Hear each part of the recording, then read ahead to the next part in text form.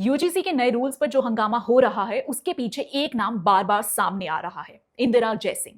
इंदिरा जयसिंह वही लॉयर हैं जिन्होंने 2000 और 2010 में तीस्ता सेटल वार्ड का कोर्ट में डिफेंस किया, जिन पर गुजरात राइट्स के विक्टिम्स के नाम पर जमा किए गए डोनेशंस के मिसयूज जैसे सीरियस एलिगेशंस लगे थे। ये सिर्फ एक्टिविज्म का मुद्दा नहीं था, बल्कि पब्लिक फंड्स के मिसयूज और अकाउंटेबिलिटी का भी बड़ा सवाल था, जिसे लीगल शील्ड के थ्रू मैनेज किया जा रहा था।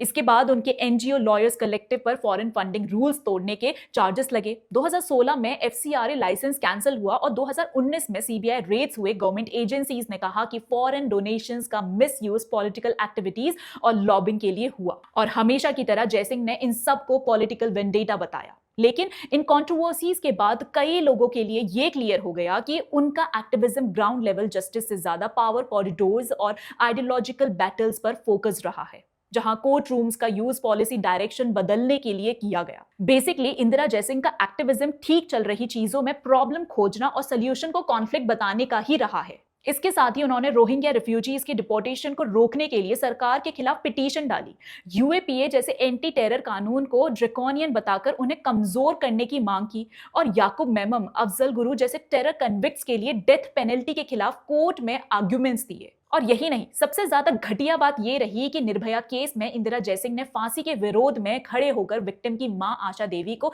खत लिखकर कहा था कि वो दोषियों को माफ कर दे, और राजीव गांधी की वाइफ सोनिया गांधी को फॉलो करने को कहा। That means she was literally saying कि बलात्कारियों को माफी देकर एग्जाम्पल फॉलो करें, ये कहते हुए कि बदला नहीं, दया और रिफॉर्म होना चाहिए। उनका पूरा करियर कोर्टरूम के through punishment laws, national security framework और स्टेट अथॉरिटी को चैलेंज करने पर टिका रहा है।